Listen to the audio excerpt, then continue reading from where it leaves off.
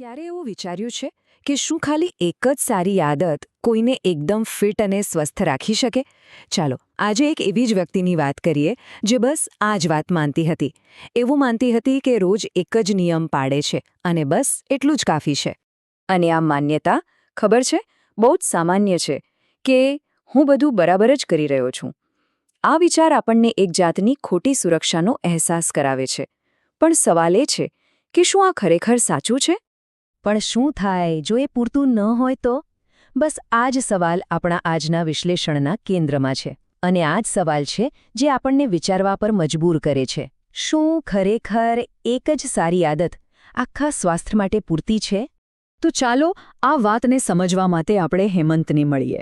હેમંત એક એવી વ્યક્તિ છે જેણે આ જ માન્યતાને પોતાની લાઇફસ્ટાઇલ બનાવી દીધી હતી. અને એની વાર્તા આપણને ઘણું બધું શીખવી જશે. તો હેમંતની પ્રોફાઇલ પર એક નજર કરીએ. ઉંમર છે 42 વર્ષ, આદત દરરોજ 10,000 પગલાં.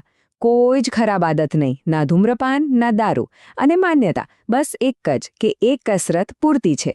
આ જીવનશૈલી કદાચ આપણામાંથી ઘણાને પોતાની લાગશે, ખરું ને? અને આ ગેરસમજ હેમંતના પોતાના શબ્દોમાં જ દેખાઈ આવે છે. એને ડૉક્ટરને શું કહ્યું ખબર છે? ડૉક્ટર, મારે બીજું કંઈ જ કરવાની જરૂર નથી. હું રોજ ચાલું છું, હું એકદમ ફિટ છું. પણ શું તે ખરેખર ફિટ હતો? ચલો શોધી કાઢીએ. પણ અહીંથી વાર્તામાં એક ટ્વિસ્ટ આવે છે. પહેલી સમસ્યા છે અદૃશ્ય પ્લેટો. હવે આ શું છે?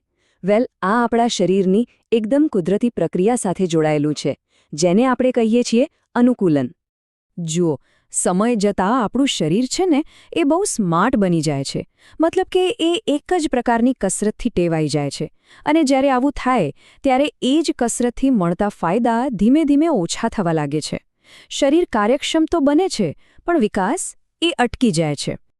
આને જ કહેવાય છે કસરત પ્લેટો. જો સાવ સરળ શબ્દોમાં કહું તો આ એ પોઈન્ટ છે જ્યાં આપણું શરીર જાણે આપણને કહે છે, બસ હવે હું આનાથી ટેવાઈ ગયો છું, હવે કંઈક નવું ટ્રાય કરો. અને આનું પરિણામ પ્રગતિ અટકી જાય છે. તો આનો મતલબ એ નથી કે હજુ વધારે મહેનત કરવાની છે. ના, આનો સીધો સાદો મતલબ એ છે કે વધારે હંમેશા સારું નથી હોતું. ક્યારેક વધુ કસરત કરવા કરતાં સ્માર્ટ રીતે કસરત કરવી વધારે જરૂરી હોય છે. અને પછી હેમંત માટે વાસ્તવિકતાનો સામનો કરવાનો સમય આવ્યો. અને એ પણ ક્યાં? સીધા ડૉક્ટરની ક્લિનિકમાં. તો સવાલ એ છે કે એવું તો શું થયું કે હેમંતને ડૉક્ટર પાસે જવું પડ્યું? વેલ, કેટલાક નાના પણ અગત્યના સંકેતો મળવા લાગ્યા હતા. જેમ કે થોડો શ્વાસ ચડવો કે પછી સામાન્ય કરતાં વધારે થાક લાગવો. આ બીજું કંઈ નહીં, પણ એના શરીર તરફથી એક ચેતવણી હતી.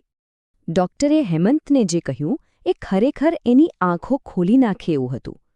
ડૉક્ટરે કહ્યું, ચાલવાથી તમે બચી તો ગયા, પણ એણે તમને સંપૂર્ણ નથી બનાવ્યા. આ એક જ વાક્યમાં ઘણો ઊંડો અર્થ છુપાયેલો હતો. અને આ જ છે આખી વાર્તાનો સૌથી મોટો ટર્નિંગ પોઈન્ટ. હેમંતને એક જોરદાર અહેસાસ થયો કે તે નિષ્ક્રિય નહોતો, પણ તે અપૂર્ણ હતો. આ એક નાનો વિચાર નથી, આ આખી માનસિકતાનો બદલાવ છે.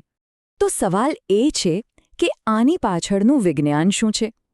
ચાલો જરા ઊંડાણમાં જઈએ અને સમજીએ કે આપણા શરીરના અલગ અલગ ભાગોને અલગ અલગ પ્રકારની કસરતની જરૂર કેમ પડે છે. અહીં જુઓ, જ્યારે આપણે એક જ પ્રવૃત્તિ કરીએ છીએ ત્યારે શરીરની ફક્ત એક જ સિસ્ટમને તાલીમ આપે છે.